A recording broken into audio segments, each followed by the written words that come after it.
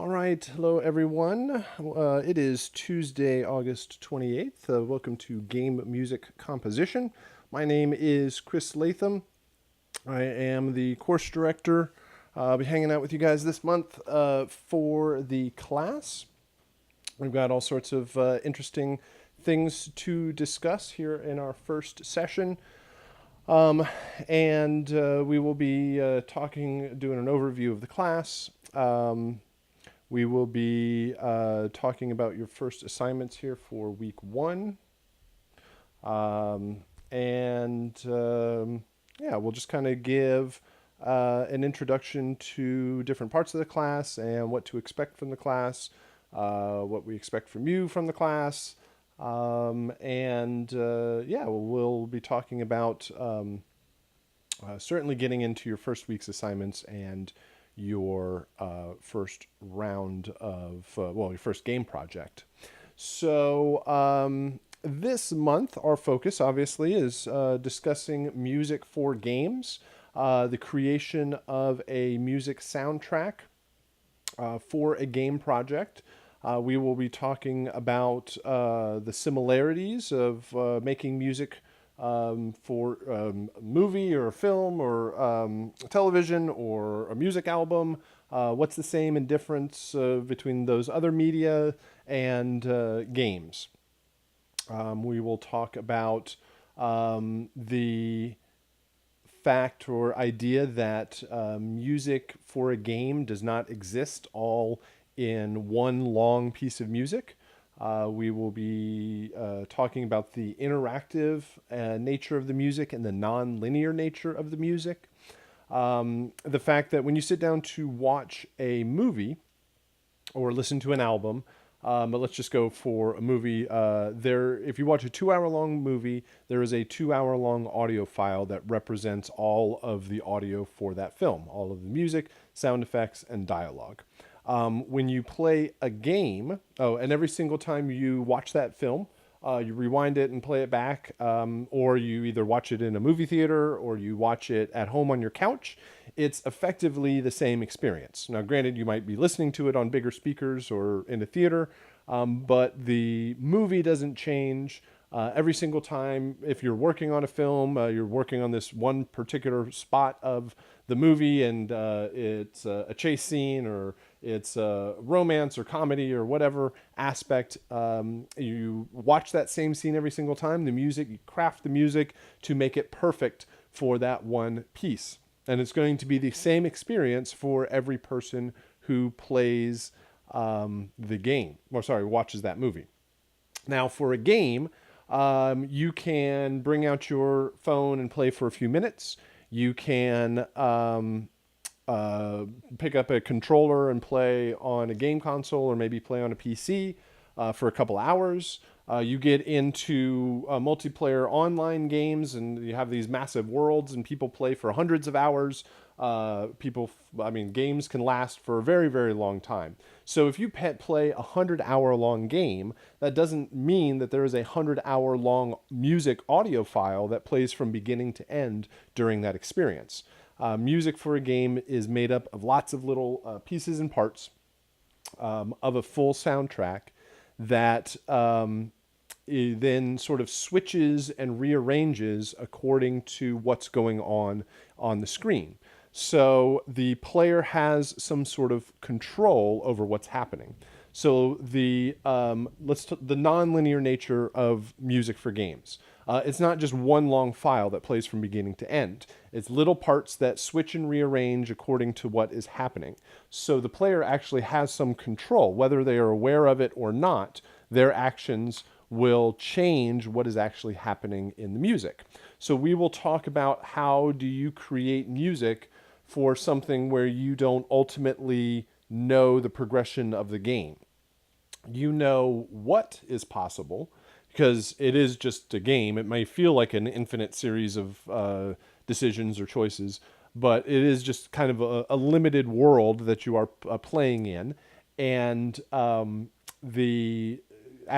working with the game team or the game developers making the game, you are privy to what is possible in that entire game. So you know what can happen. You just don't know when anything is going to happen. You don't know how long it's going to take somebody to get from point A to point B to point Z and finally beat the game.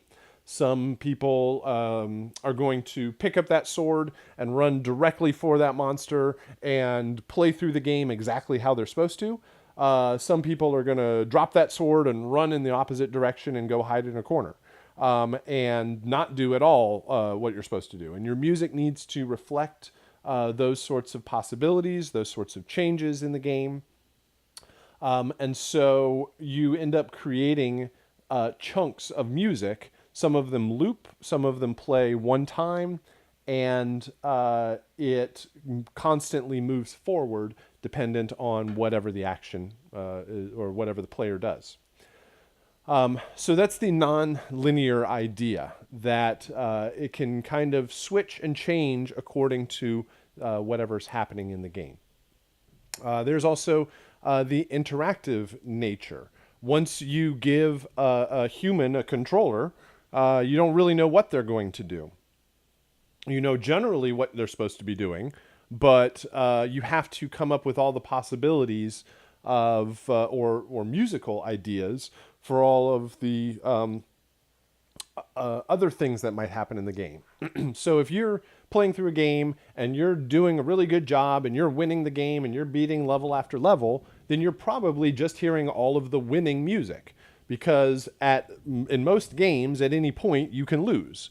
Whether you run out of time or you don't have enough points or you lose a life or whatever it is in that game, there's typically a negative version of the music that you can encounter at any point. So you have the possibilities of what can happen in the game. You have the interactivity of the player, the fact that it's a human and they can do whatever they want in the game, probably with some restrictions, and your music needs to reflect all of that. So we will talk about how do you start from nothing, like how do you start with a blank DAW session, just start producing and building your music so that it is finally in a format that can be bounced out and set up and prepared to work in the game. We will talk about the creative side and the technical side of the creation of music for a game. Certainly there's a whole creative side to this, right? Just in the same way that producing music is creative and technical. There's obviously the entire creative side of music, but there's also your DAW and the software and plugins and formatting files, and there's like the technical side to it. So the creative side is very much the same as it is with any other media. Creating music for a game is still music theory, it's still music production, it's still understanding all your tools and synths and samplers and plugins and automation, and it's still the same creation production of WAV files that you're already familiar with. You've already been doing that many times over in your previous classes. It's just, what do we do with those WAV files to actually get them into the game, so that when somebody hits a button or does something in a game, that the correct piece of music plays in response to that. So we will talk about some of the tools. Specifically this month, we will talk about audio middleware tool called Wise, which is going to be able to take a folder filled with WAV files, do something magical to them to actually get them working in the game. And of course, it's not magic. It's all the creativity and the technical setup of your music. But one thing you'll probably realize over the course of this month is that just making the music is sort of half the equation. A folder filled with WAV files isn't going to interact properly. So if you need to set it up so that certain pieces of music play back at the certain times and loop correctly, and you have a battle scene, or you have a stealth scene, or you have like power-up music or something like that, how does the game know what to do with it? We know what to do with it because we created the music. But how do we tell the game how to properly play back and use our music? So we'll be talking about all that stuff, the creative side, the technical side, how your music actually gets into the game, the creative aspects of in the DAW of actually building the music properly. Yeah, so those are a lot of the focuses. Ultimately, the class is here to give you sort of exposure to this side of the game, to the entertainment industry, to show you that your music is just as viable in a video game as it is on a music album or a television show or a film or any other format. And just to give you exposure to these types of projects, to give you a sense of, some people come through this and are like, hell yes, this is exactly why I'm here. I love this kind of stuff. Some people come through this and are like, hell no, I never want to touch a video game again. And that's perfectly fine. It gives you, like, all of your classes towards the end are giving you an opportunity to work on different types of projects so that you can see what part of the industry overall you would like to pursue further. And then towards the end of the class, if you want to pursue this kind of stuff, to give you all the resources possible to get you started in that. So that is generally the direction of the class. Let's talk about like assignments and our these class lectures and all that stuff. We meet on Tuesday and Thursday. Tuesdays are, well, this Tuesday is a little bit different because it's all the introductory stuff.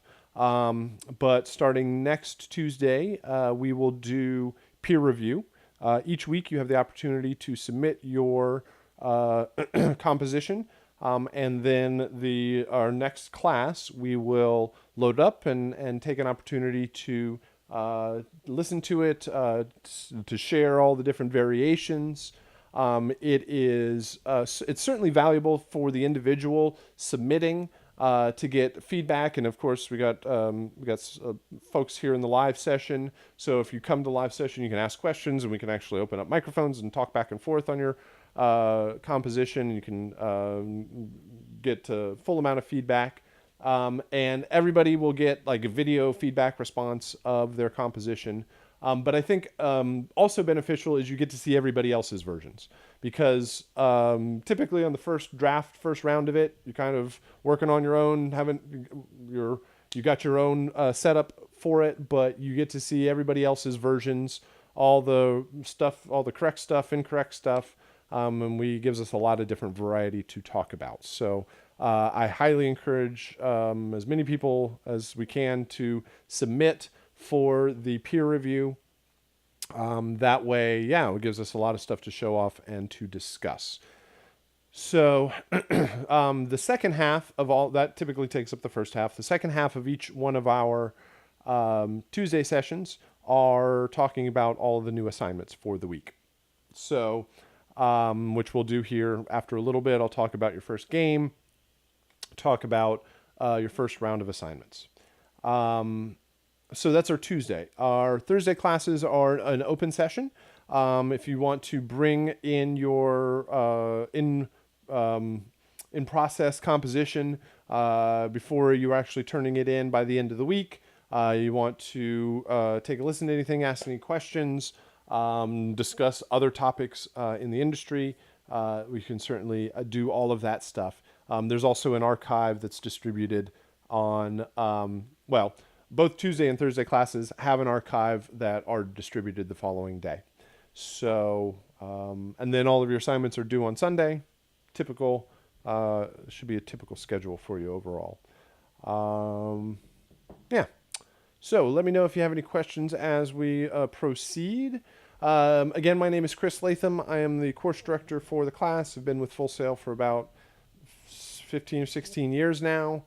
Before Full Sail, worked in production, audio production in various ways, music production, recording, did a lot of commercial work, worked for a production house doing corporate and commercial work, and then moved to games. There was about a decade ago, or a little bit more than that, games really sort of opened up in their technology and became much more available to independent developers. And so I've always had a passion for games. Want to put my focus more towards that side of audio production, and have worked with a number of different projects. We'll see here in a sec. But so let's see. Course director email. We can certainly talk in any of these live sessions. Reach out to me through FSO, through email. You can also call my extension at Full Sail. If you call my extension and get a voicemail, then please follow it up with an email. I can often, like on Tuesdays and Thursdays, I'm away from my desk phone. So I am certainly able to respond either through messages, email, or we can set up a go-to training session. We can discuss anything that's needed. Beyond Full Sail, of a game audio contracting company called Engine Audio, where we work on a number of different projects.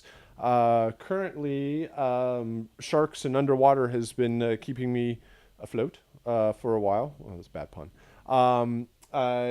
Biggest project worked on recently was a game called Depth, which has also blossomed into lots of other projects overall. Currently, actually, one just got released on Steam. It was released today, in fact.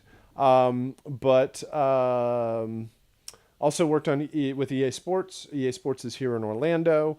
They do Madden and FIFA, and well, they don't do much FIFA in Orlando, but they do NBA Live, the PGA golf games, all of that sort of stuff. So worked with them on a number of rounds in the past, a couple of iOS and Android games. So the focus and passion has certainly moved over to games, and I've found way more success in the games industry than I had in any other parts of the entertainment industry. So, and it's also something I've certainly had a passion for through my life. A couple of quick disclaimers for the class that I want to throw out there pretty early on. Number one is you don't actually have to be any good at playing video games to be successful in this class. It is certainly, you aren't going to be graded on your fastest time or your highest score or your ability to actually play video games or have ever played video games. That's not the reason or requirements for the projects by any means. I mean, yes, you are working on games, but you are quote unquote hired for your ability to work on the music soundtrack. So the skills that are required are your skills in music production, being able to take a client's intentions with a game project and actually render it into a working game soundtrack. We will, your skills in music theory and composition and all of that. All of the stuff that you have been working on throughout all of your previous classes. So I know folks coming through this class have a wide variety of exposure with games. So I know they have a wide variety of experience with games. And some people eat, breathe, and live video games. And know all the newest and latest games and the technology that's out there and different game companies. And I can nerd out all day with you and talk games, certainly where I am overall. But I also know that there are folks that haven't played video games since they were throwing quarters into Pac-Man or playing Minesweeper or playing, I don't know, Sega Genesis or something like that, which is also perfectly fine. We will immerse you in the games industry. We'll talk games. We'll talk about the types of projects out there overall. But your skills at actually playing games are not not of importance. Here in the chat, does sound design play a part in this course? Absolutely. You will be doing all the sound design for these games also. It is, my thought is that why pay me 50% of the money and a sound designer 50% of the money when you could pay me 100% of the money and I will do all of the music and sound design for you.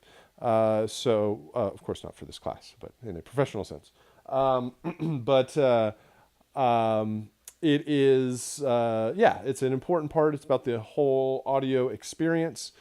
So you will be creating sound effects also. There's a lot of folks that start out doing sound design and also do music and kind of work into it that way. There's a lot of folks out there that want to be the music composer. And there's just a lot of opportunity in music sound design, in game sound design also. So it's certainly an important skill. The second disclaimer is that you don't actually need to be able to program either or code. That's one of the first questions that often comes up is I'm interested in working on games. I know audio, I know music. Do I need to be able to program or code? And the answer is no. You are hired on your skills for music, and there is often somebody else on the team who is in charge of actually getting your music or sound effects working in the game. And it is two paths of knowledge, right? If you've ever tried to do any sort of programming, any sort of coding, then you probably understand why you're in a music degree program, because it's typically those two paths don't really cross. It is a whole lifelong path of knowledge to learn coding and programming. It is also another whole lifetime's path of knowledge, for knowledge in music composition, music theory. So rarely do those two things cross. At the very early stages of games, decades ago, you had to hopefully find a programmer that could also make some music, or find a musician or a composer that could make very bad code. But it was very easily determined that your best programmer is not going to be your best composer, and your best composer is not going to be your best musician. So those are two typically different skills. And now, of course, any sort of technical knowledge, any sort of understanding of the process is certainly beneficial and important. But for the fact of being able to open up a text file and just start pounding away at the keyboard to generate code is not a requirement or a reality. All right, so definitely want to throw those out there. Goals of the class.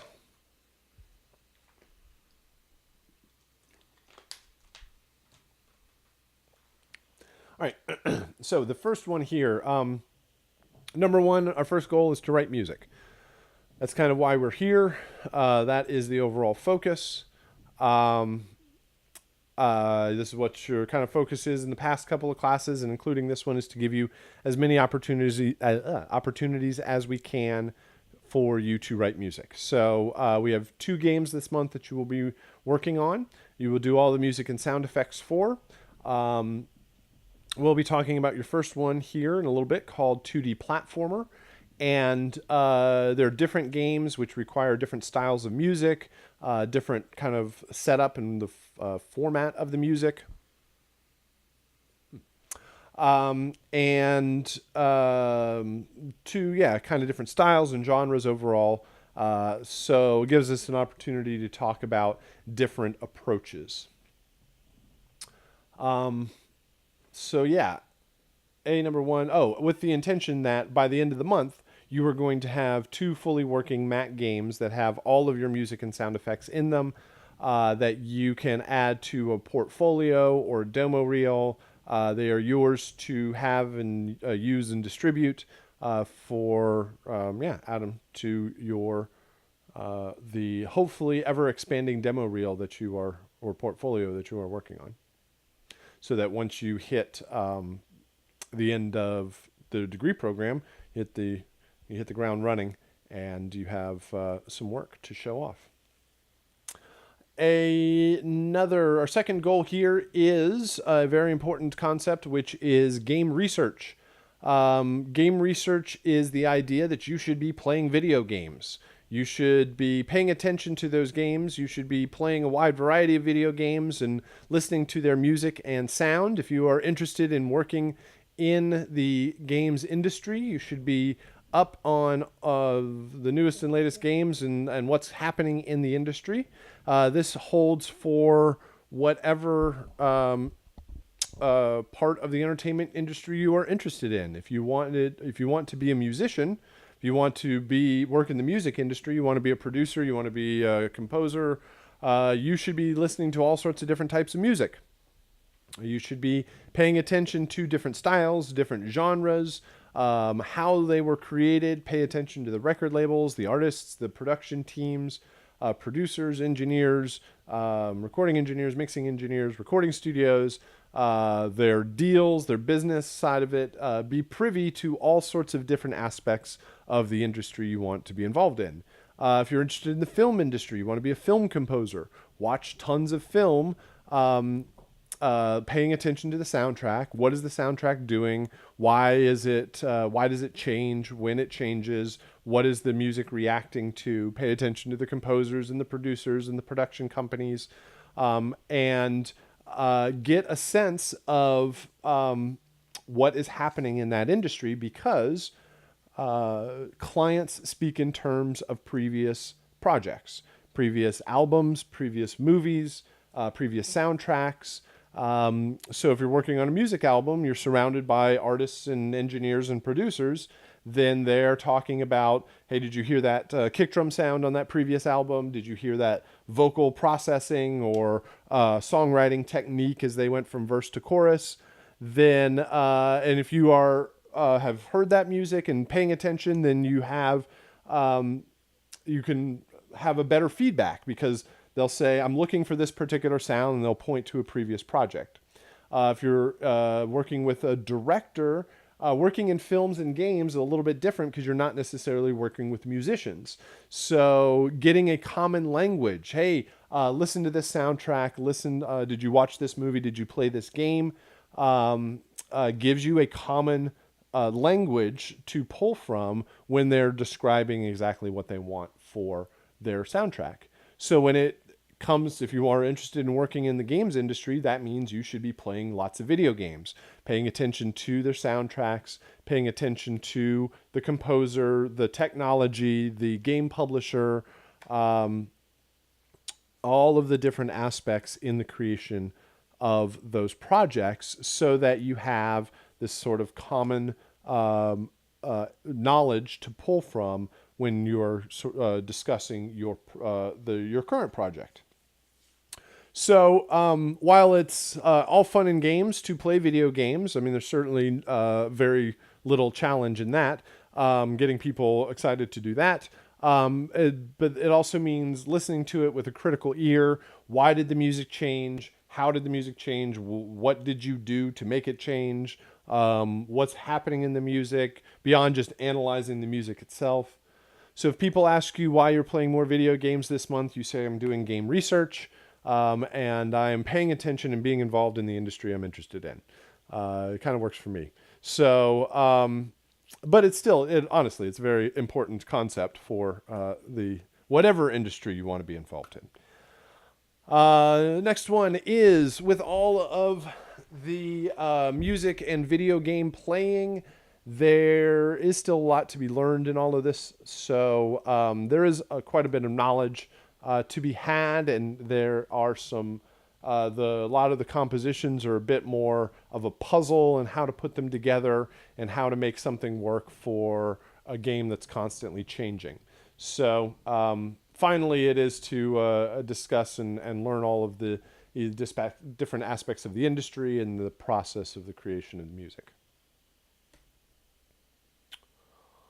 All right, so that's a lot of the introductory stuff. Let's go ahead and talk about your assignments in your first round. If you haven't already, don't get stuck and forget your work here in the chat. Absolutely. Yes, there is like real life and family and friends and work and everything else. So never at the risk or detriment of the other real life things that you have. So let's go on FSO. If you haven't already, let's go ahead and load that up. Hello. Move tab. Oh, don't, no, no, no. Okay, there we go. All right, let me go find this first before I go search off of something totally different.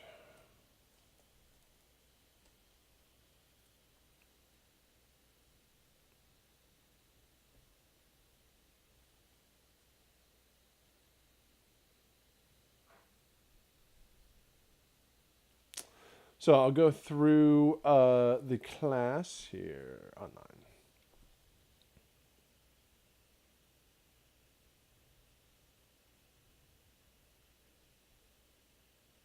All right, so introduction. This is all the introductory material for the class, which you should probably be very familiar with. So there's welcome letter, instructor contact info, which is probably a very important piece, late policy, professionalism policy. So just make sure you are aware of all that stuff, but I'm sure it is very obvious or very well known. All right, so here in week 1, 2D platformer game composition. This is what we're going to be talking about here to start out. So when you download everything, you get, where is it? This zip file, and you get a copy of the game. You get a video of the game being played, and you get a PDF. So let me go ahead and load up all of those. Well, I'll get into this here, actually. Let me go through FSO first. So we'll be talking about this in a whole lot of detail, but you will be creating all of the music here for your first game called 2D Platformer. So make sure you have that information downloaded. Session preparation. Let me just open these right like this.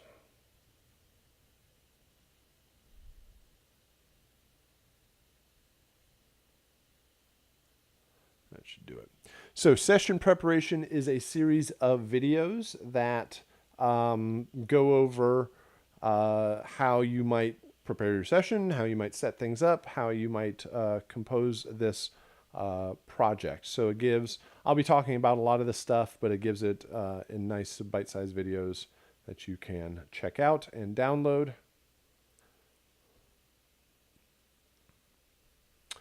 So basically, I say it in the class archive. There's PDF documentation, and then there's also videos for it. So you should be able to get the information in a wide variety of ways.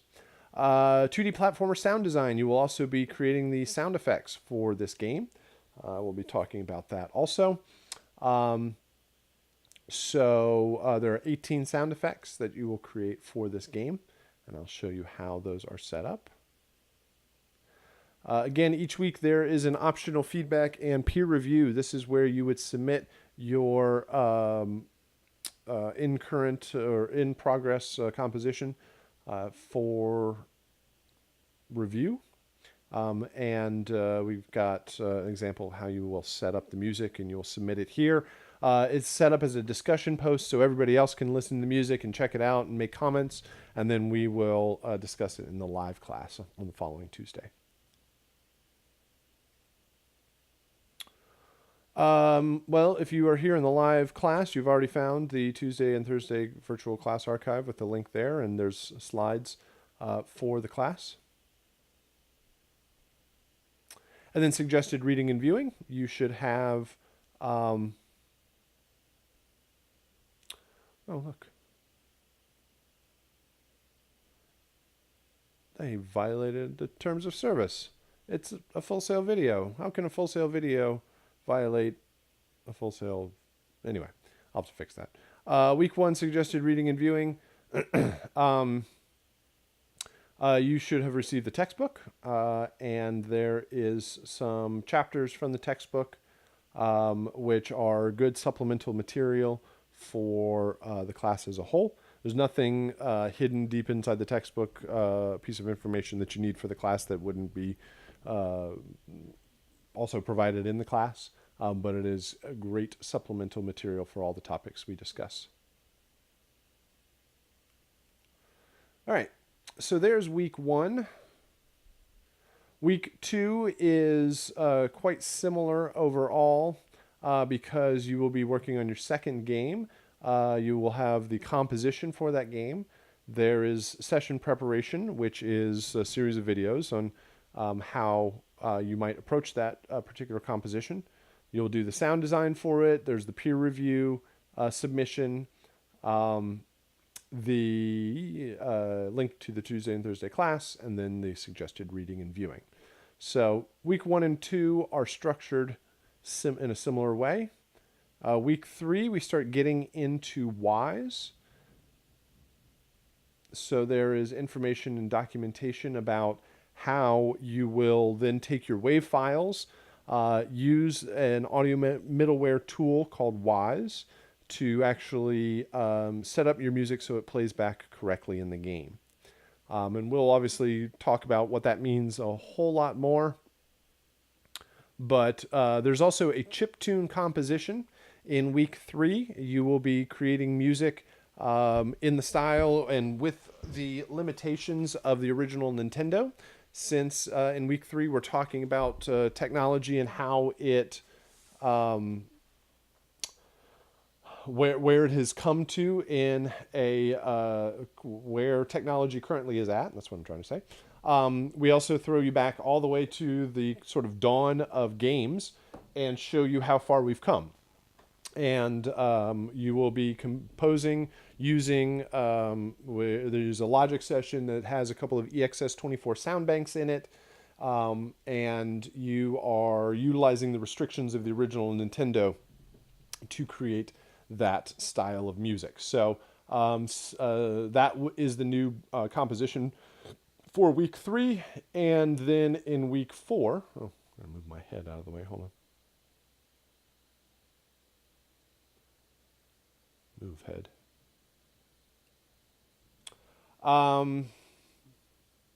Week 4, there's no brand new composition because we don't have a week 5 for feedback and grading and all that stuff. So it's all about preparing the final submission.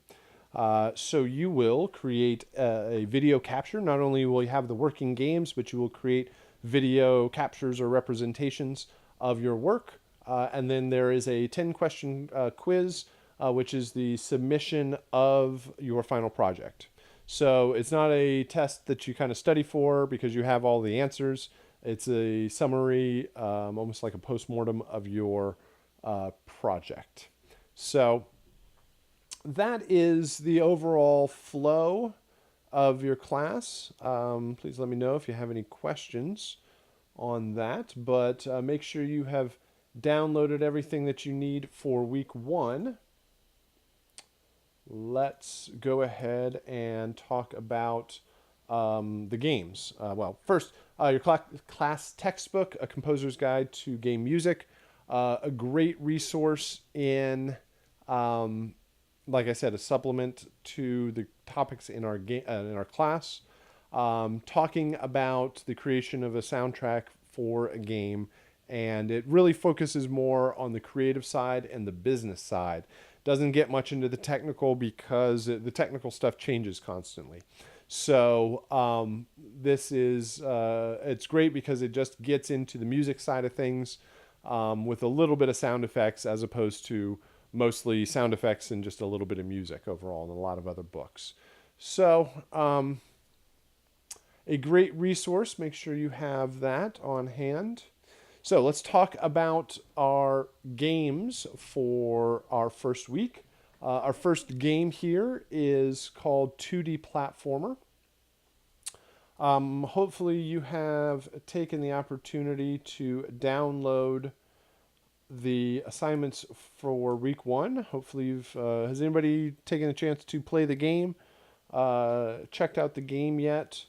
We were going to load up a video here. We've got a couple of yeses. Excellent. Cool. So you at least get the initial idea. When you download this zip file, you get a PDF, you get the game itself, and you get this video.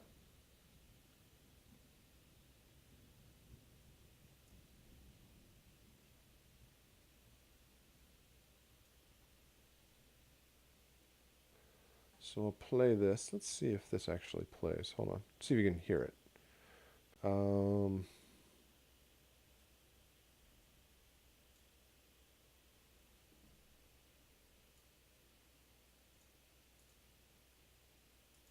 Let's do this. Can you see? Yeah, okay. Ow! Bring it on!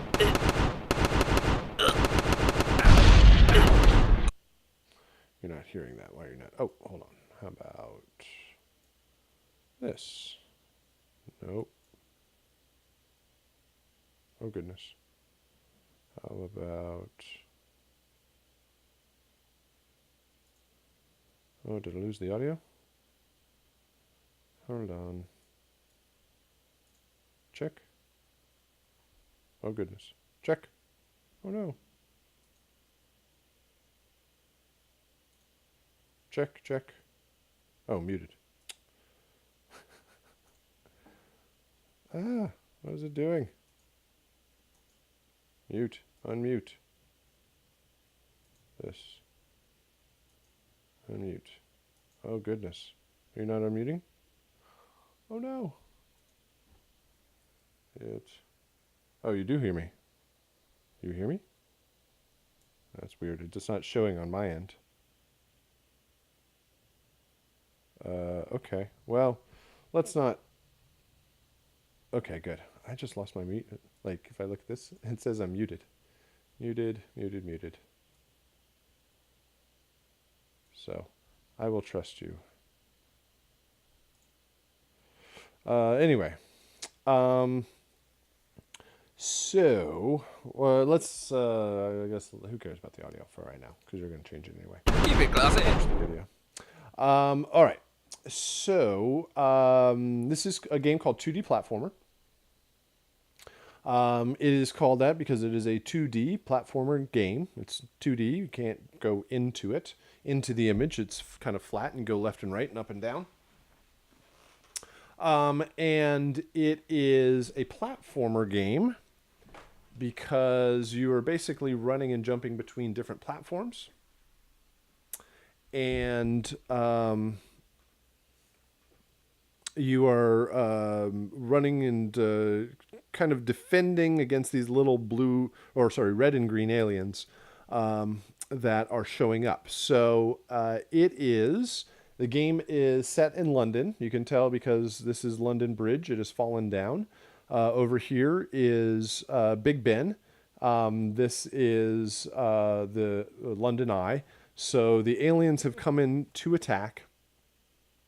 And for some reason, you are a bean with a mustache and a monocle and a bazooka and a bowler hat. And you are there to save all of humanity against this red and green invasion. So overall, the game is pretty ridiculous. Really kind of lighthearted, wacky, zany, doesn't take itself too seriously kind of game overall. Kind of a simple approach so that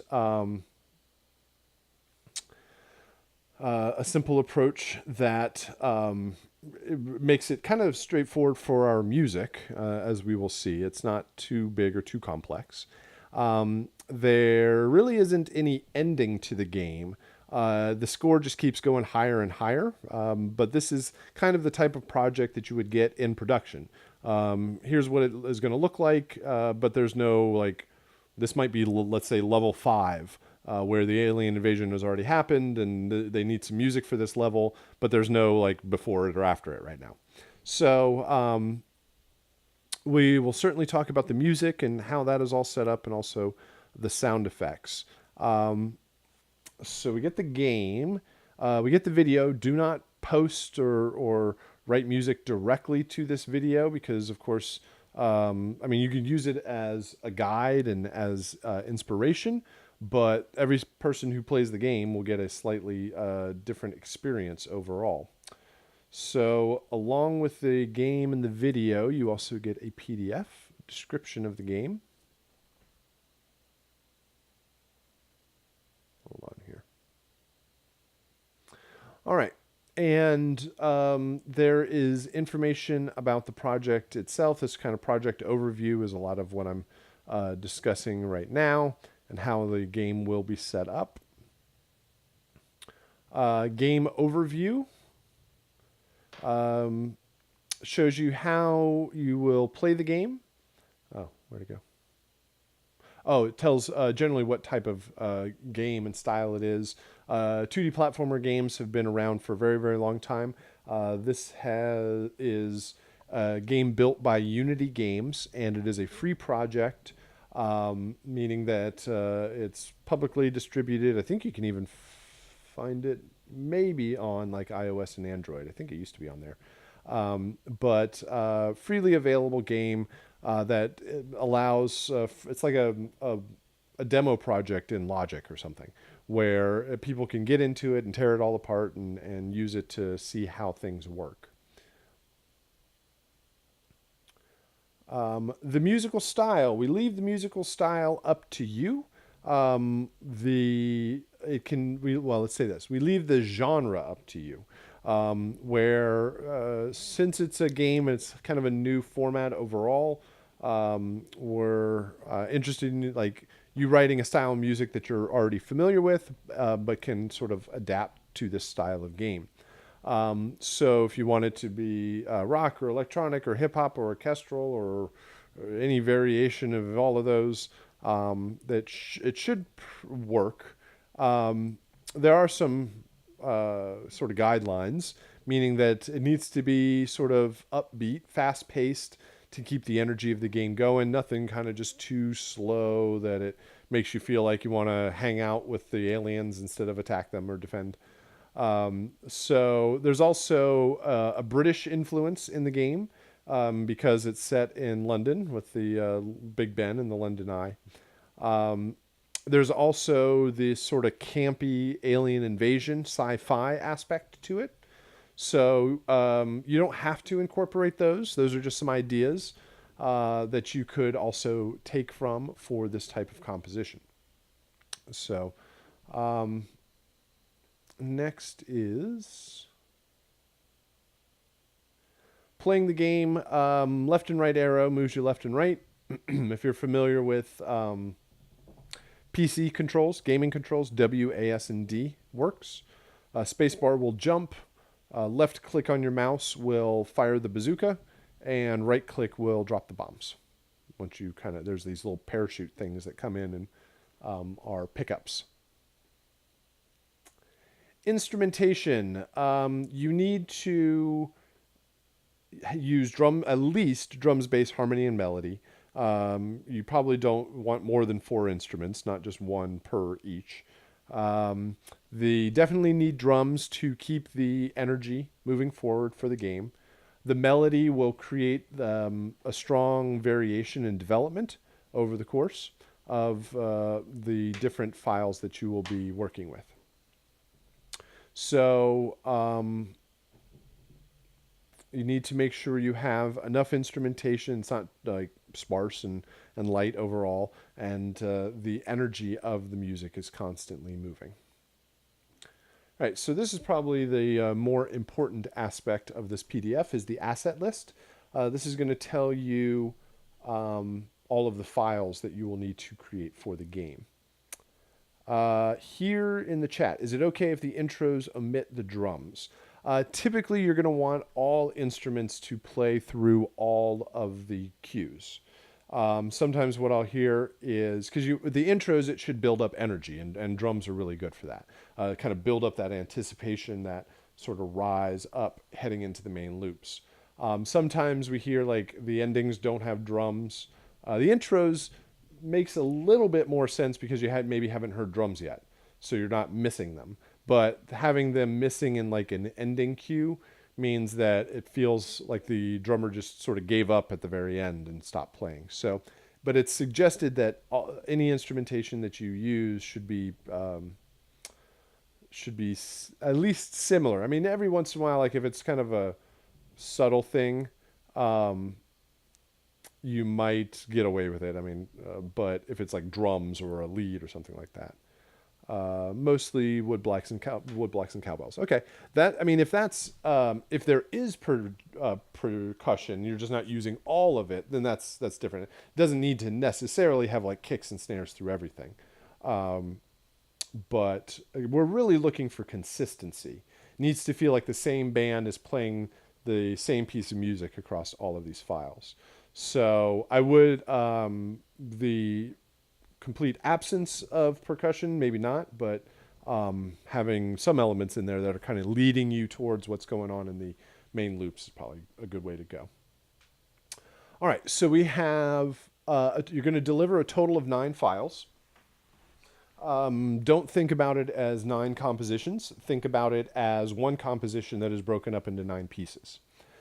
And those are in 3 groups of 3. You have 3 intros, 3 main loops, and 3 endings. Notice that everything is 16-bit, 44:1 stereo, pretty common. Intros will be 2 bars, and they do not loop. Main loops are 8 bars, and they do loop. And the endings are 2 bars, and they do not loop. So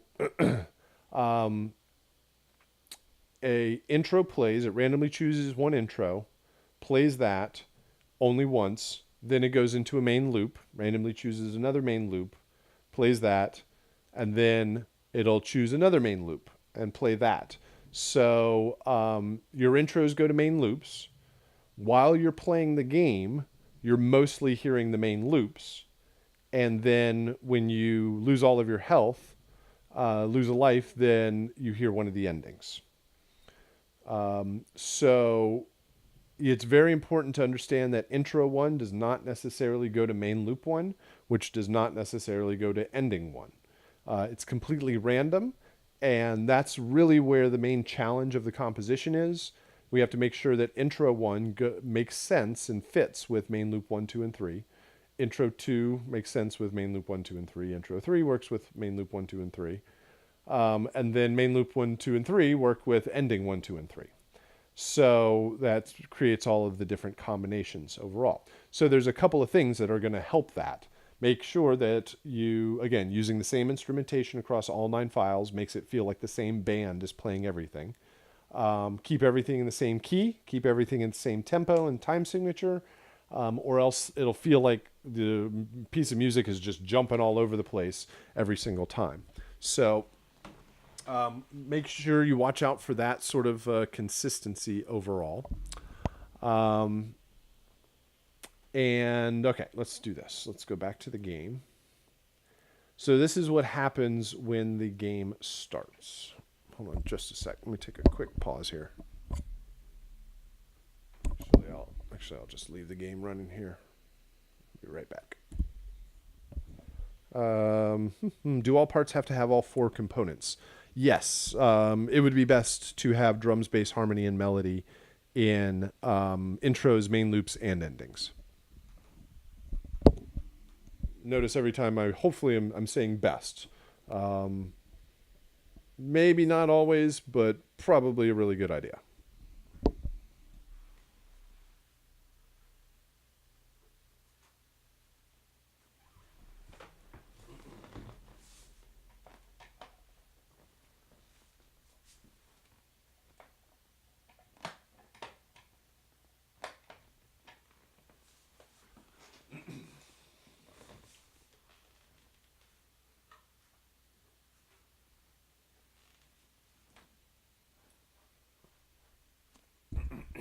All right.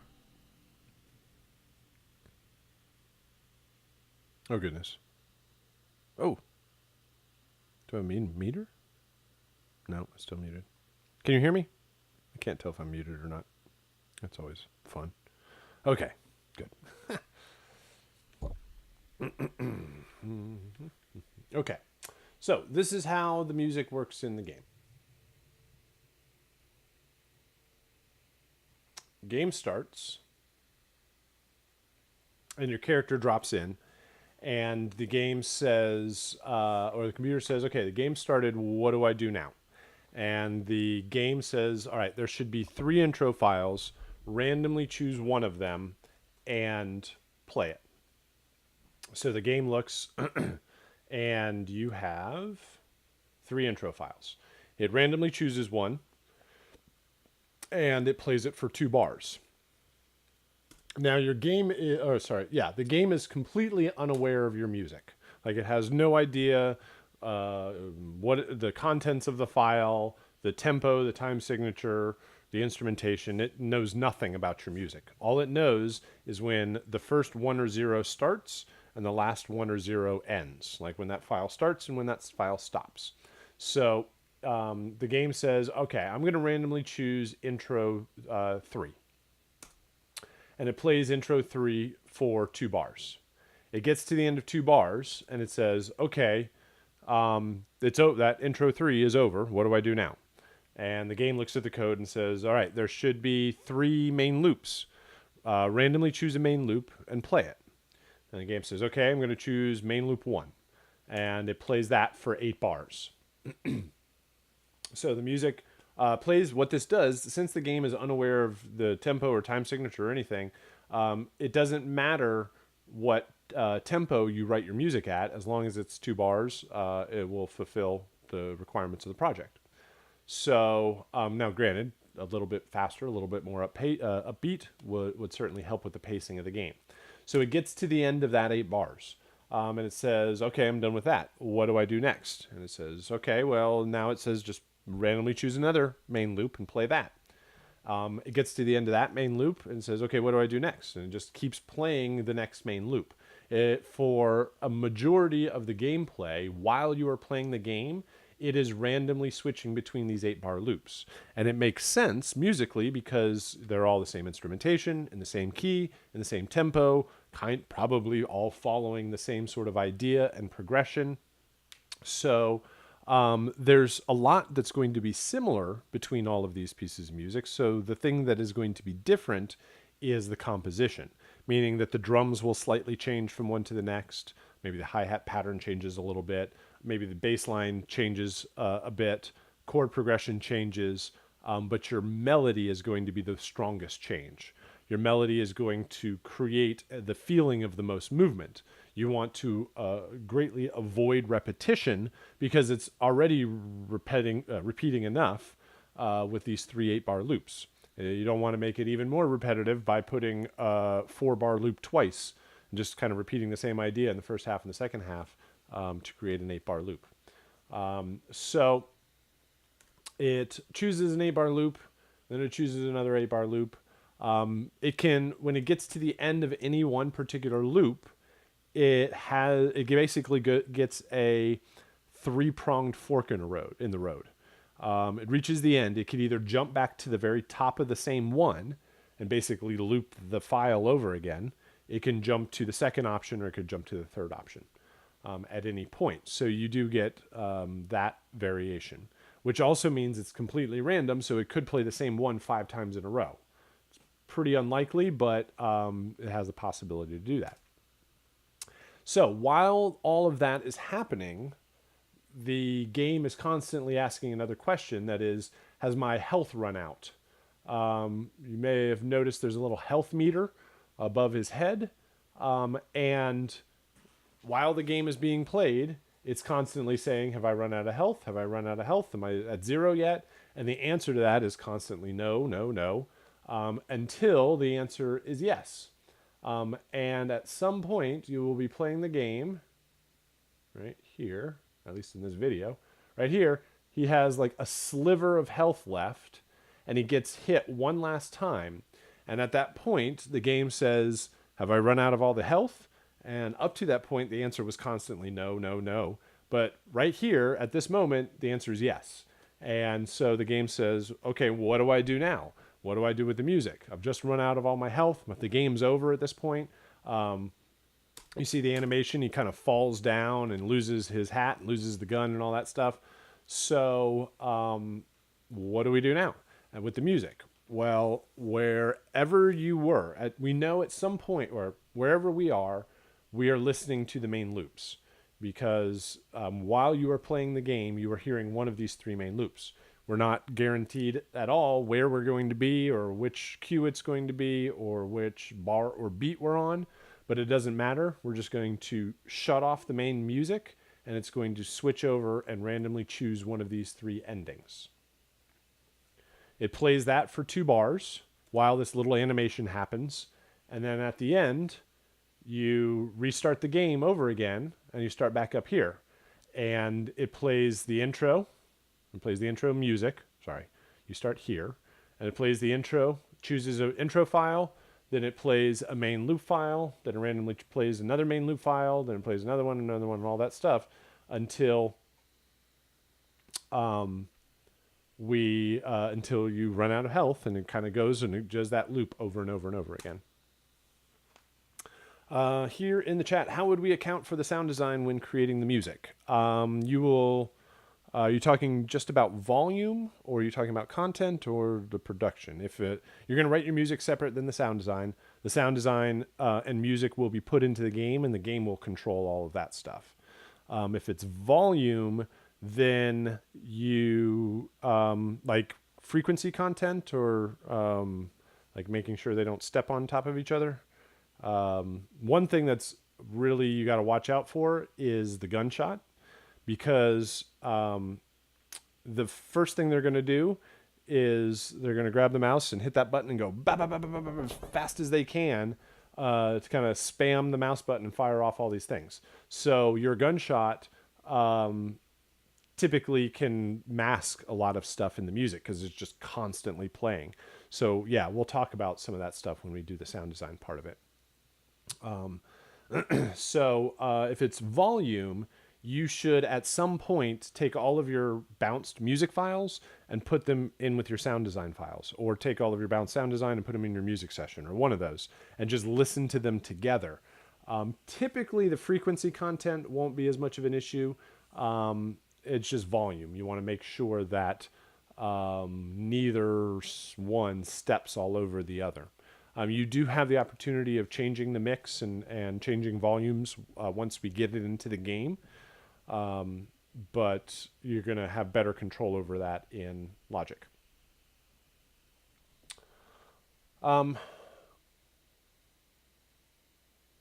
So I have examples. Let's do that part.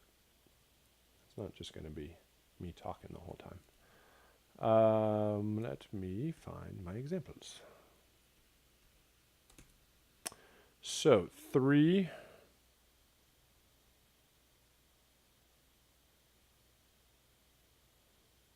Loaded the video into Logic. Yeah.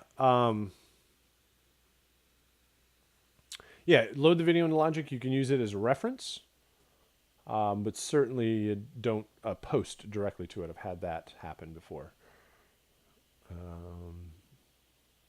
So here are a couple of examples.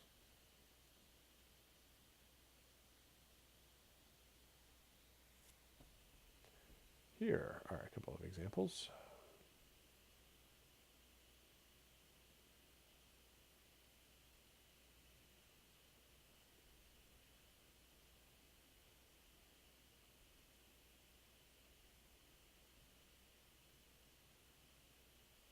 All right, so here are 3 main loops. These are 8 bars. Notice there are no gaps in between. They should be a seamless transition from one to the next. They should have a similar mix and similar instrumentation throughout. You can switch the lead instrument. Like, let's say you had a trumpet as the lead, and so that takes a step forward and does its kind of lead solo in one of the cues. And then it would take a step back, and maybe the piano moves forward in the mix, and it does a lead in another one, and the other one is a string of some sort. So you can do that, but the other instrument should remain in the mix and take a sort of supporting role in the other cues. So 3 main loops, they need to be set up to loop. 3 intros. Intros need to build or rise into the main loop, rise in energy and in anticipation, sort of to hang there and then drop on the downbeat of one of your main loops. So 3 2-bar intros, and let me actually point these out here. These are not the best example because of these endings, because they get cut off, the endings here, because they get cut off. These are a much better sort of shape. where they actually reach silence. Your endings need to reach silence. They need to end. They need to resolve the music. Whatever you are doing in the main loops should kind of put the period at the end of the sentence when you reach these ending cues. So these are also 2 bars. The endings you can have a little bit more fun with also. You could have the entire piece of music be in major, but the endings are in a minor key, or there's a whole bunch of dissonance within those cues. You can do things like, not maybe so directly, but like wah, wah, wah, or like the whole band falls apart, or it hits on this really kind of nasty final chord, or it hits into a whole bunch of delay and then kind of bounces out. Here in the chat, end within 2 bars. Yes, you make sure the music ends within 2 bars, but if you need a little bit of extra room for instrument decay or reverb, that's fine.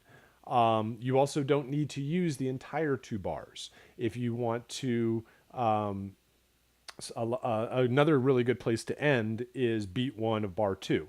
So you could go 1, 2, 3, 4, 2, 2, 3, 4, or you could go 1, 2, 3, 4, 2, and just kind of hold on that last chord. So just as long as musically you have resolved in 2 bars, if you need a little bit of extra room on the bounce for that instrument decay, you need to fit like a lot of synths, you could just kind of hold the last note and it's sustained forever. So you could just put a fade on there, whatever needs to happen. So let's check these out. Let's see, I got all these muted, right? We'll only listen to a couple of them. The first couple of examples are a bit more acoustic, and then the later ones are a bit more electronic. And let me know that you can hear this too, because I can't see my meter for whatever reason. It still says I'm muted. Let's try this. Working? And you can still hear me and all that stuff. Hopefully.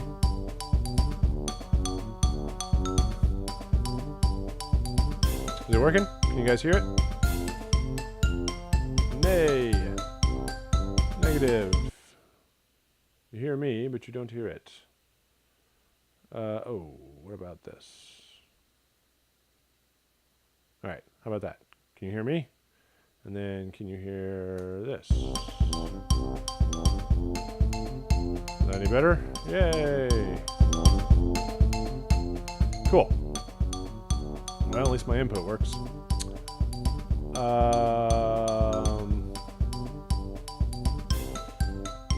Okay. So, okay, let's do this. Sorry, I was thinking. I'll just play through them.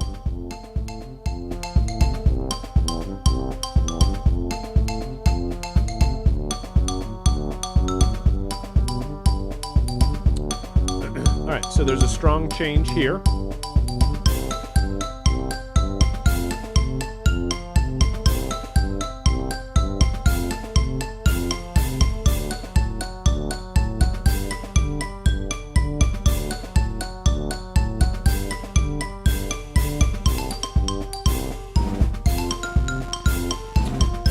Third change.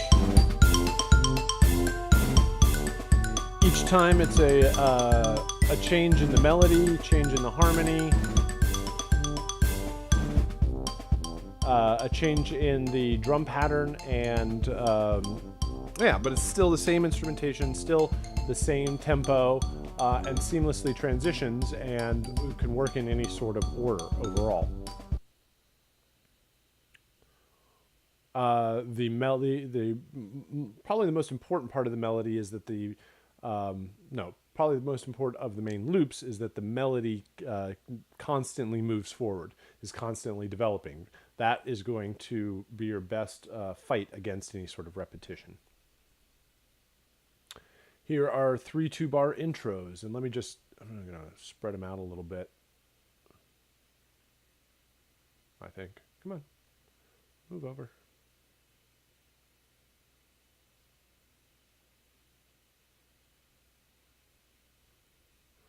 Yeah, spread them out a little bit so we can hear how it works.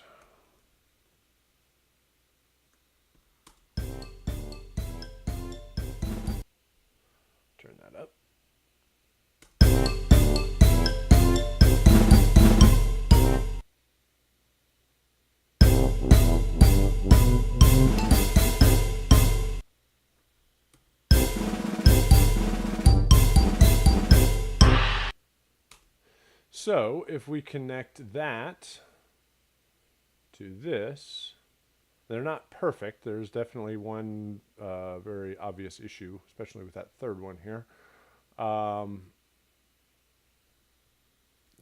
If we connect these, if I connect it intro 3 here to main loop 1, in any sort of combination, these should still work.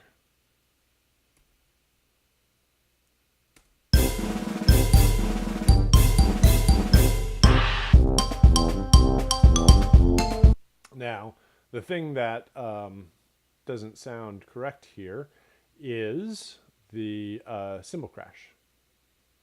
Watch out for anything that overlaps a particular area. Like the cymbal crash, you hear gets cut off.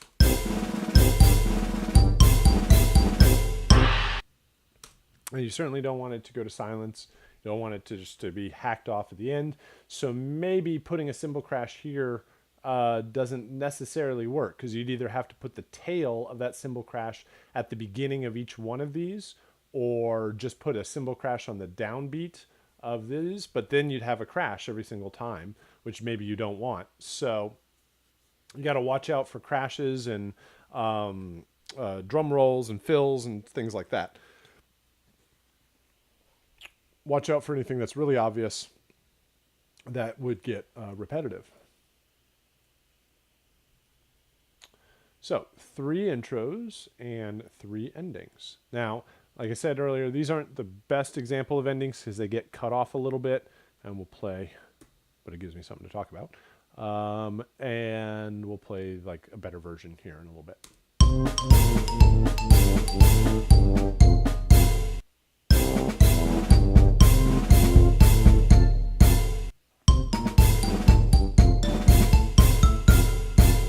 So compositionally, they work very well. Again, like I said, it puts like the period at the end of the sentence, takes whatever you were doing in the main loops and resolves it. You probably take the first bar of the endings to resolve whatever idea, and then either end on beat 1 of bar 2 or actually take it all the way out by the end of bar 2.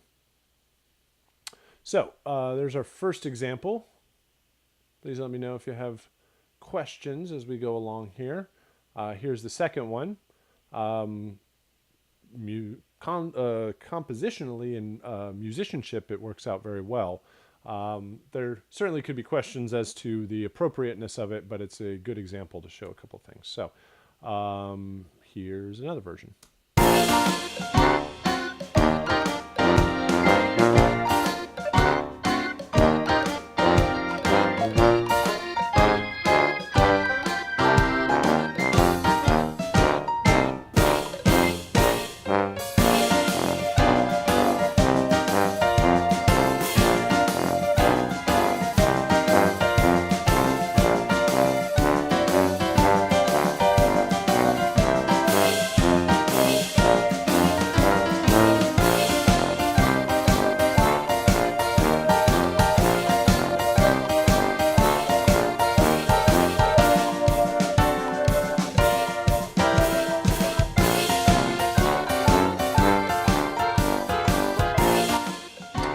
So constant development, constant change in each one of them, although using the same sort of foundation to work from. Here are 3 intros.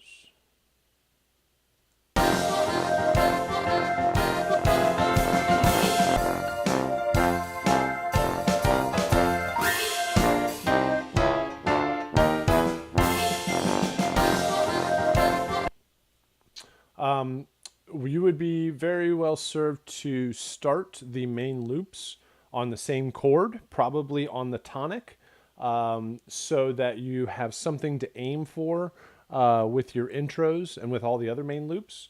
Meaning that if it's going to randomize and move all around, if you always know that it's going to go back to the tonic, then you kind of have this anchor point to, doesn't matter where you compose off to, you always know you got to aim back towards that tonic. So maybe the intros kind of build up and sort of hang there on a 4 or a 5 chord before it resolves down to the 1 chord. So those are certain ideas. Here are 3 endings.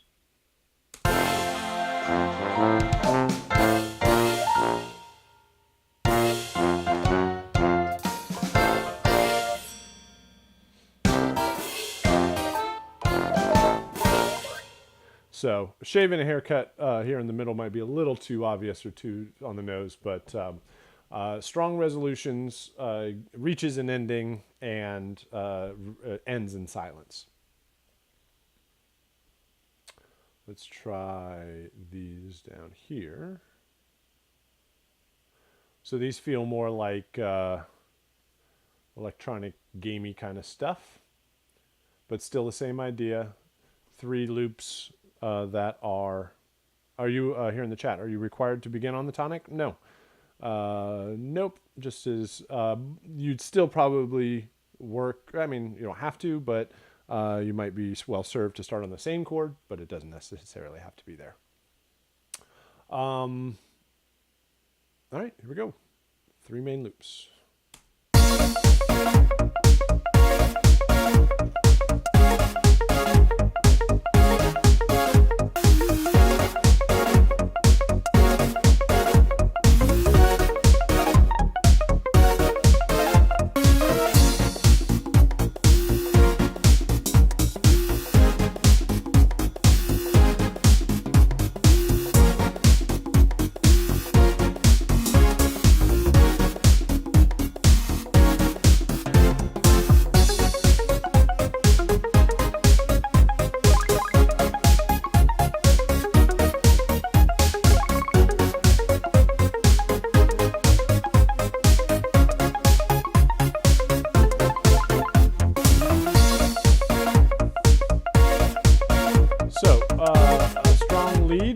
Sometimes you can get away with less movement in the drums and harmony if you have a really strong lead.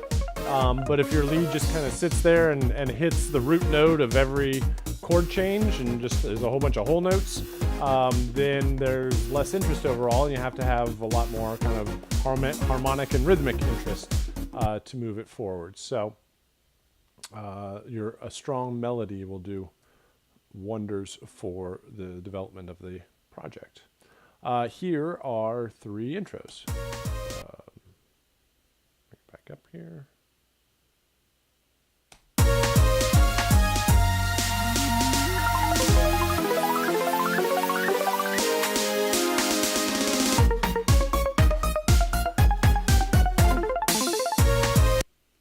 So those all typically intros move in an upwards direction, endings move in a downwards direction. Those are common tropes. And 3 endings.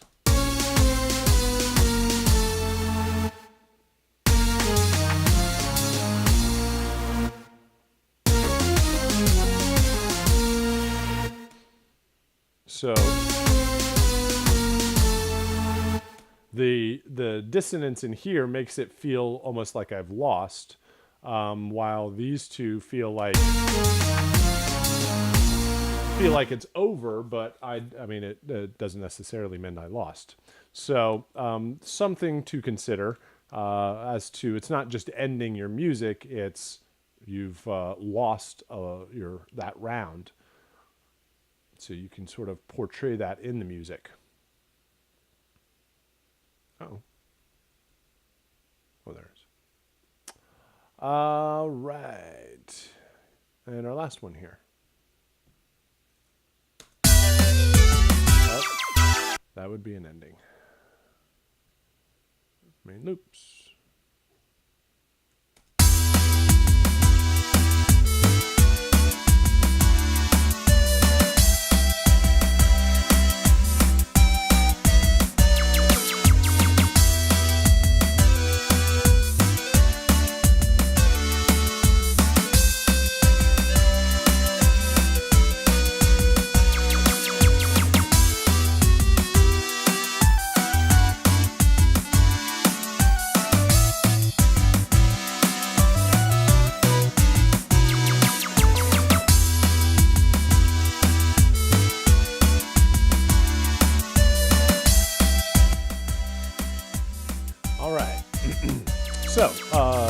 again, a strong melody, a strong kind of forward movement in the pacing of the music.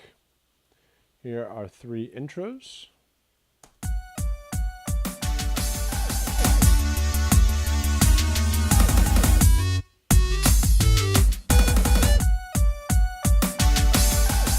One of the things that works very well for intros is subdividing the beat.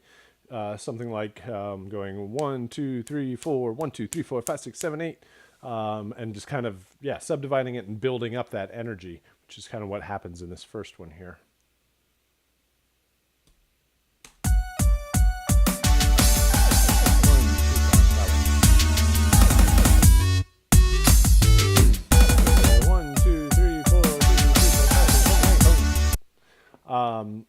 So that, and then 3 endings.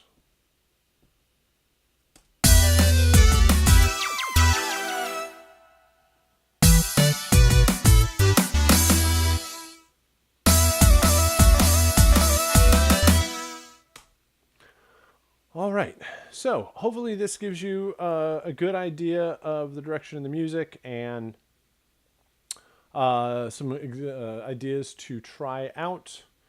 Let me know if you have any questions on 2D platformer composition. Give it a try and bring questions on Thursday. We can listen to anything if you have something to check out. Yeah, we'll go with that. So let's talk about the sound design. You will be creating all of the sound effects for this particular game. And when you download the assets or the downloads for the sound design assignment, you get a PDF, looks like this, and a folder filled with all of the original files. So you get a PDF that looks like this.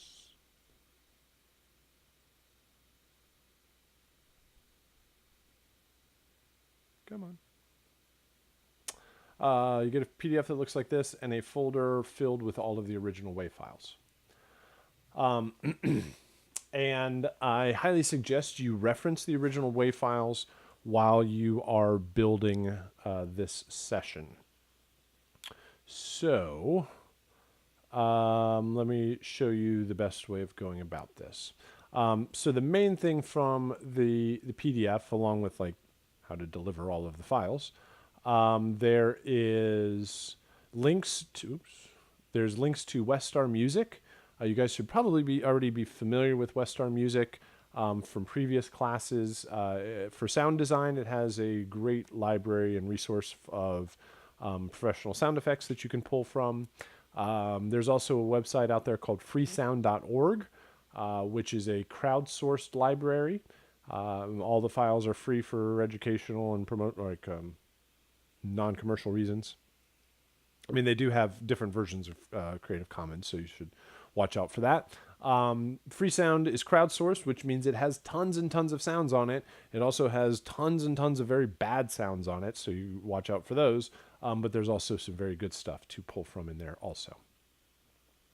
There is a list of all the sounds with some screenshots, so you can see what's happening in the game and know what each one of these sounds look like. Obviously, play through the game a couple of times and you'll be able to recognize these sounds. And oops. Slow down, scroll. So here is the asset list. You will be creating a total of 18 sound effects. A lot of these sound effects can be done with your voice. They are what are known as exertions or efforts. They're like the grunts of getting hit or damaged, or the jumps and the ouches. And we'll take a listen to all of these sounds and show you what I'm talking about. So here's how I would suggest you start out with this sort of assignment. Bring Logic back up here. Create one new, while we're doing this, anybody have any questions? Hopefully everybody's should be doing just fine with that info, hopefully. Let's see. Good. All right. Well, where'd it go?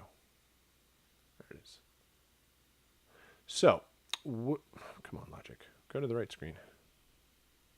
So when you are working on this assignment, like I said, I suggest that you import the original sounds. So I've created one new audio track here in just a blank session, and I'm going to highlight all of these and do this. I'm going to drop them into the session. I'm going to place them all on one track. And then all of them are at different sample rates. You don't want to change the project. You just want to convert all the files. It'll convert your files probably to 44.1, which is probably what your session is set up as.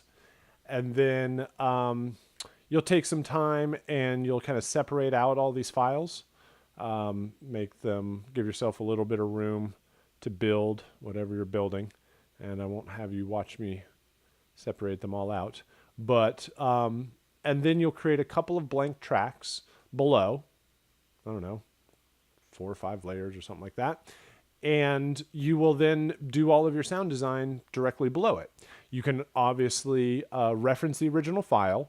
When you bounce everything out, please mute the original ones. You're not going to bounce those into your final files. It becomes really obvious. We heard the sounds over and over again. Don't use any of those sounds as part of your own sound design, but use them as a reference. Listen to them, look at the shape of the waveform, look how loud they are, look how long they are, the overall attack and decay of the sound, and you can just get a lot of information as to what you're going to do with these. And then you go out and you find your own sounds and you just basically create them directly below the original sound. Now I'm going to completely cheat, and you're not actually going to do this, but there.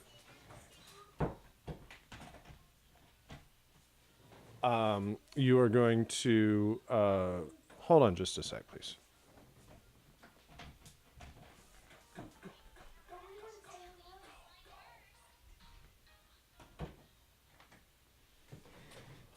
All right, am I back? Can you hear me? Yes. Hopefully you can hear me. Yes. Okay. So like I said, I'm going to completely cheat and drag these down here. Oh no, what happened?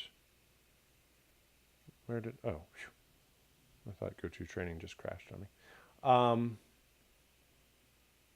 Come on. Right, so you will build your own version. Don't just drag them down. Oh, come on.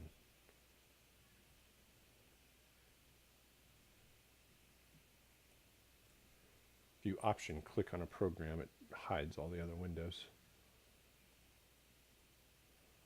So that means you have to click on it first, and then option click and drag them down. Goodness. Copy the file. Thank you, Logic.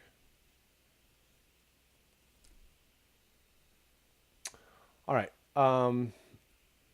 So you will create your own. You will mute out the original one, and you'll bounce these out. So let's listen to all of these files.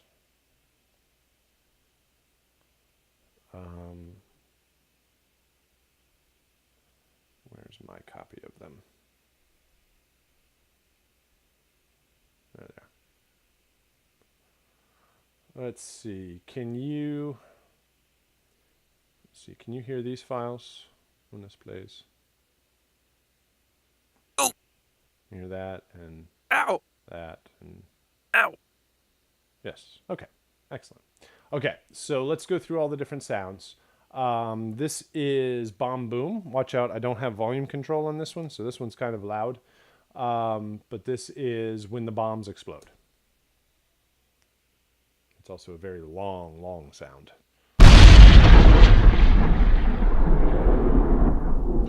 All right, I don't think yours needs to be 7 seconds long. And when you play it in the game, you'll notice that a lot of that stuff is below is like masked by all the other sounds. It's a big explosion. That's when the bombs go off. There's a bomb fuse. This is when you drop the bomb. There's a little tiny bit of time before it goes off, and so there's this little kind of little fuse sound. It's not a real fuse sound, but it gets the idea across. This is a bomb pickup. This is an abstract sound. It's a very game kind of sound overall.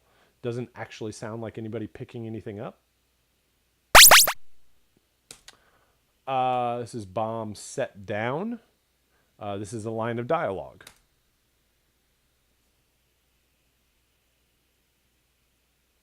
Bombs away. All right.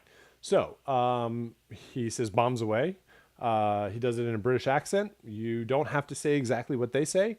You can say bombs away. You can say exactly what they say. You don't have to say that. You can come up with your own stuff. Have fun with it. You don't have to say it in a British accent. You can. Enjoy. Just keep it all clean and family friendly and all of that. But beyond that, certainly have fun with it. So this is enemy death 1, 2, and 3. This is when they get hit and hurt, right? So really simple.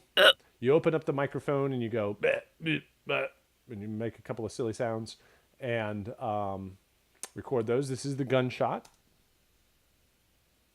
We said earlier that the people will just hit the button over and over and over again. So you'll hear that very quickly.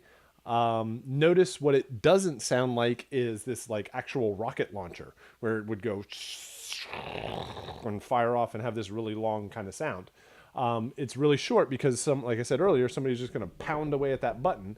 So if you had all of these sounds that were really long and they stacked up and kind of overlapped, then it would just sound like a mess. So can you make it more laser sounding? Sure. I mean, I guess it's a bean with a bazooka, so it doesn't have to make total sense.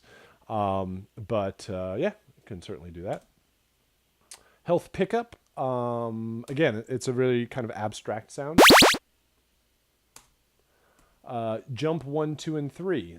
This is when the character jumps up. Huh. Huh. Huh. All right. Notice that is the jump up sound. It is not the land sound. Sometimes I get like feet hitting the ground, which the jump takes like a second or so it would feel really off. Here is ouch 1, 2, and 3. This is when you get hit. Oh. Ow. Ow.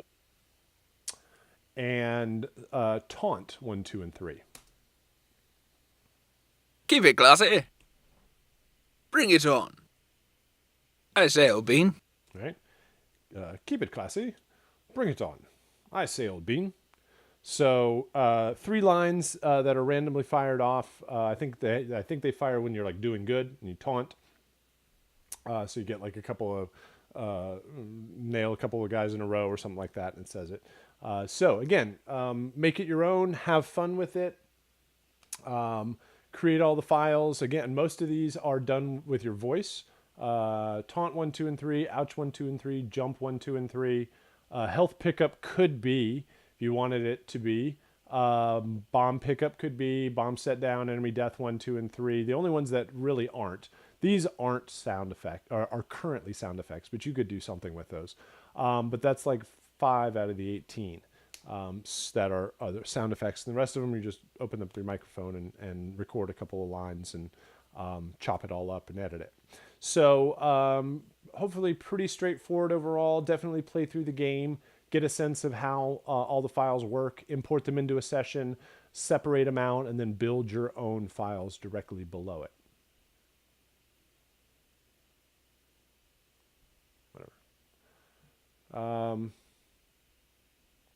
So that's what I wanted to show you guys for the sound design. I'm afraid my voice is probably going to make the bean sound like well, that's perfectly fine. We don't know what kind of bean. It's any kind of bean you want to be. Just enjoy and make it your own, certainly. Angry Bots is next week's game. Just want to give you a quick view of that to show you what it's all about.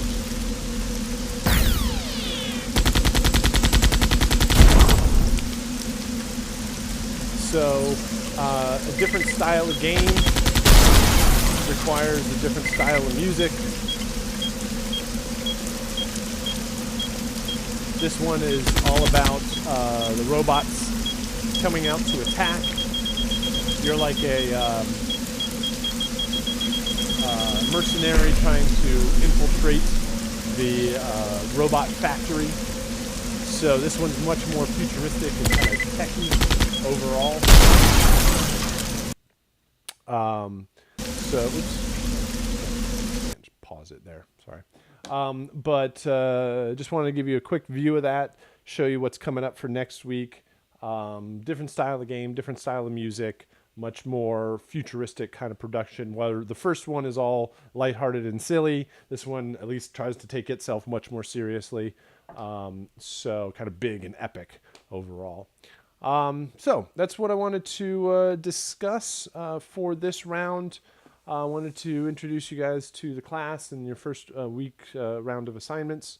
Again, we'll be meeting on Thursday. Come prepared with any sort of questions. I don't have a strict layout. There is an archive that is sent out separately, but if you have any questions or you want to take a listen to anything as it is so far, we can definitely do that. The archives are always released like the day after, so definitely can check those out. Let me know if you have any questions. I'll be sticking around for a few minutes afterwards if you have any questions. But other than that, let's go ahead. We'll wrap it up there, and we will meet again on Thursday. So thank you very much for coming out for the first round. Let me know if you have any questions. But other than that, have a good rest of your day. Thanks.